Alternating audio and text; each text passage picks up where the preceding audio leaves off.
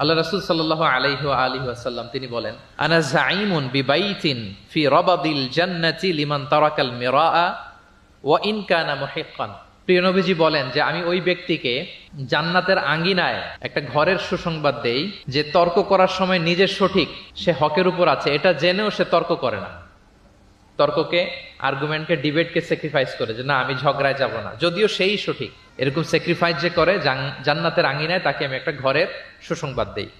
এরপর প্রিয় নবীজি বলছেন, অবি বাইতিন ফি ওয়াসাতিল জান্নাতি লিমান তারাকাল কাযিবা ওয়া ইন কানা মাযিহান। আর আমি ওই ব্যক্তিকে জান্নাতের মাঝামাঝি স্তরে একটা ঘরের সুসংবাদ দিচ্ছি যে ব্যক্তি কৌতুক করেও মিথ্যা বলে না। He was kidding, he was joking, but he never tells a lie. মজা করতেছে, জোক করতেছে, কিন্তু জোকের মধ্যেও সে কি করে না? মিথ্যা বলে না। তাকে জান্নাতের মাঝামাঝি স্তরে আমি একটা ঘরের গ্যারান্টি দিচ্ছি। এরপর আল্লাহ রাসূল সাল্লাল্লাহু আলাইহি ওয়াসাল্লাম বলতেছেন, ওয়াবি বাইতিন ফি আ'লাল জান্নাতি লিমান হাসানা খুলুকা। আর আমি এট দ্য ভেরি হাই, মানে পিক অফ দ্য প্যারাডাইস, জান্নাতের একেবারে সর্বোচ্চ স্তরে একটা বাসভবনের গ্যারান্টি ওই ব্যক্তিকে দেই যে অন্যের সাথে ভালো আচরণ করে। মানে হাসানা খুলুকা, যে তার চরিত্রটাকে সুন্দর করেছে, যার আচরণটাকে সুন্দর করেছে, যার আচরণটা অমায়িক আচরণ, মাধুর্যপূর্ণ আচরণ, ওই ব্যক্তিকে আমি at the highest peak of paradise, জান্নাতের সর্বোচ্চ চূড়ায় একটা বাসভবনের গ্যারান্টি দিচ্ছি। আল্লাহু আকবার।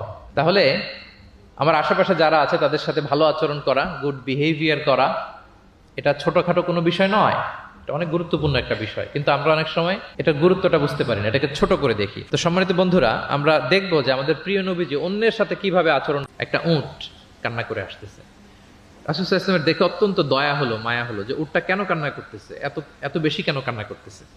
আল্লাহ রাসূল সাল্লাল্লাহু আলাইহি ওয়া আলিহি ওয়াসাল্লাম তিনি মমতা ভরে ওনার হাত দিয়ে উটের মাথায় আদর করতে আরম্ভ করলেন। প্রিয় নবীজির এই মমতা মাখা হাত বোলানো পেয়ে উটের কান্না বন্ধ হলো, এবং রাসূল সাল্লাল্লাহু আলাইহি ওয়াসাল্লামের কানে কি কি যেন বলল উট, এটা অন্যরা বুঝতে পারছে না। তো এরপর রাসূল সাল্লাল্লাহু আলাইহি ওয়াসাল্লাম খুঁজতে আরম্ভ করলেন যে উটের মালিককে। একজন আনসারী যুবক সাহাবী আসলো, তখন রাসূল সাল্লাল্লাহু আলাইহি ওয়াসাল্লাম বলল যে তোমার এই উট আমার কাছে তোমার ব্যাপারে নালিশ করেছে যে তুমি একে ক্ষুধার্ত রাখো, কিন্তু একে দিয়ে অনেক কাজ করাও। তুমি কি এই বোবা, এই নিরীহ প্রাণীটার ব্যাপারে আল্লাহকে ভয় করো না? কিয়ামতের দিন এটাই তোমার জাহান্নামের কারণ হয়ে যেতে পারে। খবরদার, এই নিরীহ প্রাণীটার ব্যাপারে তুমি আল্লাহকে ভয় করো। দেখেন, প্রিয় নবীজি ওটের মাথায় হাত বুলিয়ে ওটের কান্না বন্ধ করেছিলেন, এবং ওটের মালিককে ওসিয়ত করেছেন যে খবরদার, প্রাণীর প্রতি কখনো এরকম রূঢ় কঠিন আচরণ করা যাবে না, তাদের প্রতি রহম দিল হয়। এই যে প্রাণীর প্রতি দয়া, ইসলামের একটা মূলনীতি হচ্ছে মুমিনের জীবনের প্রতিটি কাজে ইহসানের পরশ থাকতে হবে। আল্লাহ তাআলা আমাদের সব কাজে ইহসানকে আবশ্যক করেছেন।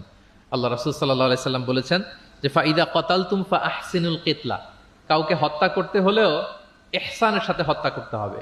ধরুন যে অপরাধের কারণে আদালত কর্তৃক সাব্যস্ত হলো যে একজন মৃত্যুদণ্ড প্রাপ্ত আসামি, তো তাই বলে কি আপনি যা ইচ্ছা তার সাথে করতে পারবেন?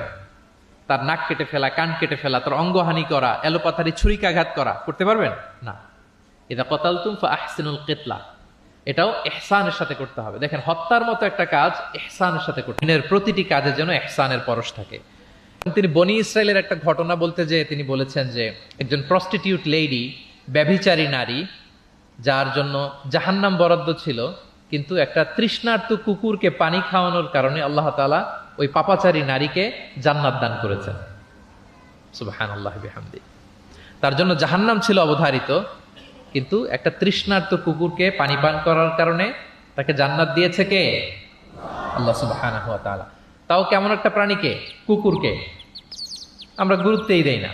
সামান্য একটা কুকুরকে দয়া দেখানোর কারণে আল্লাহ তাআলা এই জাহান্নামী নারীকে জান্নাত দান করে।